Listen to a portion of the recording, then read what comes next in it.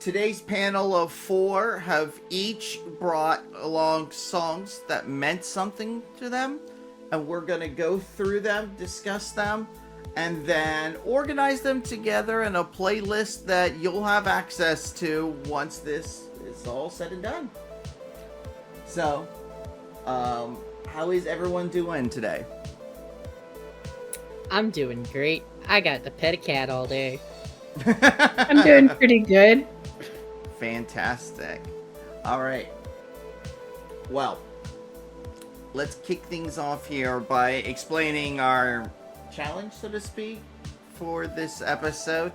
What we did was I challenged everyone to take their own playlist and put it on shuffle, and the first couple of songs that came up that had a story or something that meant something to each of us, to bring along those songs for today's playlist. And it's all going to be about talking about the songs that mean something to us, but finding them, a little random. So I guess I'll kick things off with our first song. So about 2000, I guess it would be, because I have a distinct memory of this one in the 11th grade, so it had to be around that time. VH1 used to do these series of shows that were like 100 greatest artists of all time, or 100 greatest songs of all time.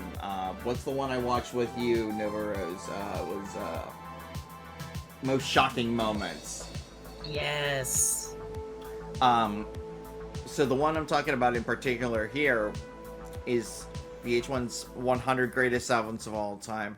VH1 polled over 500 musicians and rock journalists, asking them to select the greatest albums of the last 50 years.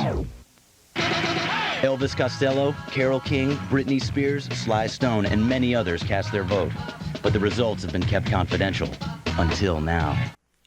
And I was at a point in my life where I was discovering a lot of things. I was a teenager, as one is wont to do. And I was kind of getting really into music, getting really into art. Just a lot of different pop media things that I guess laid the groundwork for who I would become today, right? But I got introduced to an album that I actually, hang on.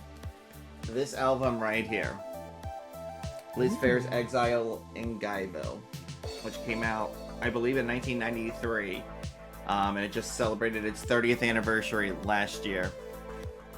And I was intrigued by what I saw on the show and what they had to say about the album.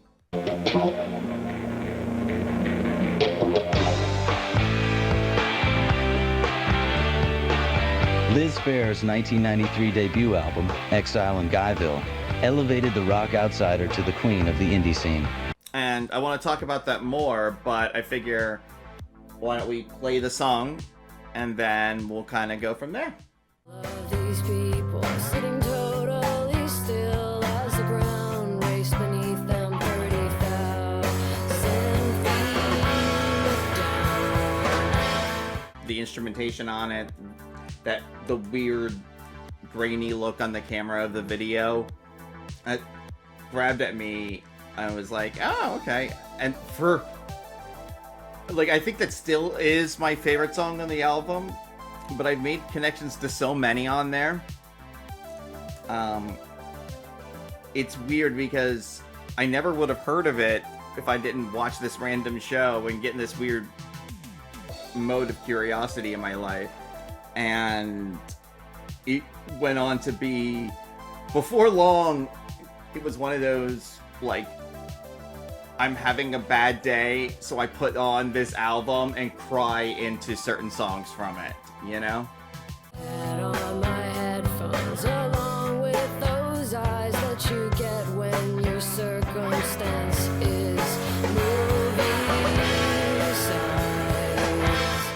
Exile in Guyville was made as a answer album almost, or like a response to the Rolling Stones' Exile on Main Street album.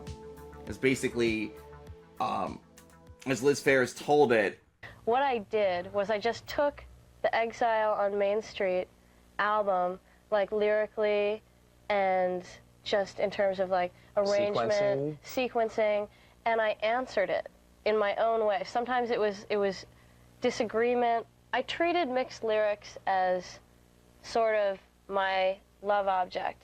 You know, he was what the man was saying, and this is what I was coming back with. The big thing I wanted to end with on this, for my story with it, is I've listened to this song for like over 20 years, right? But I got new appreciation for it within the last year or so. And it's that main hook. It took an hour, maybe a day, but once I really listened, the noise just went away. Just thinking about a lot of things in my own life, and about how a lot of times it's easy to just get wrapped in things and let all these little distractions and the minutia, because that's like what she's talking about in the song, is like all of these various things in an environment like a plane, which normally is, you think of it as like a, oh, nothing happens on a plane, but there's all these little things still happening.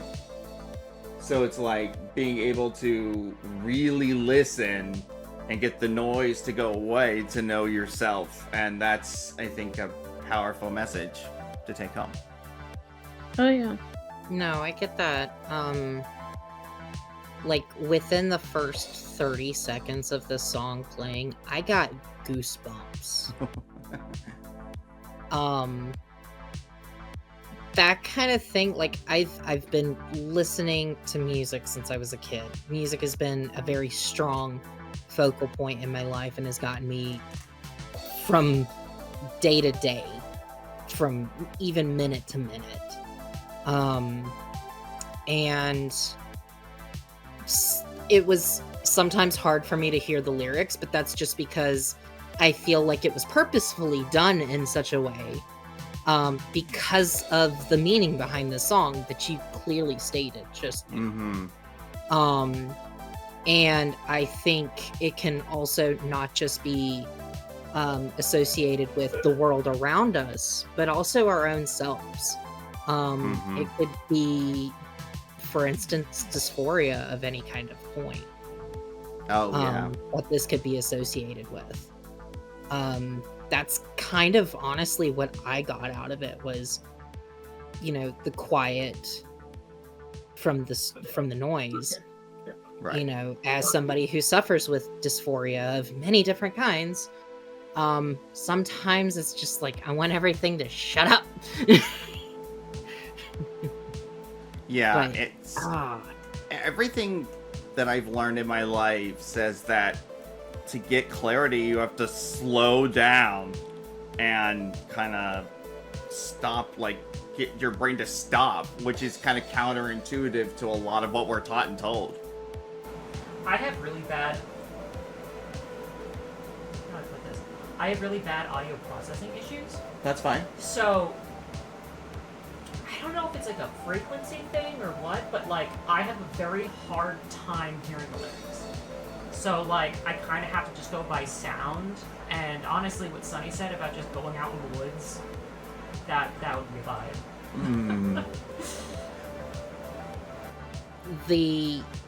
The way that the lyrics and music quote unquote clash, so to speak, was purposefully done because of the meaning of the song, at least from her perspective. Yeah, Alright. because it is talking about like all the noise around you and like finding the quiet in that and like honing into one thing. So like you're taking all the noise around the music and finding the lyrics in it. Mm-hmm. Fantastic. Thank you all for letting me share that with you. And I guess we'll move on to our next panelist.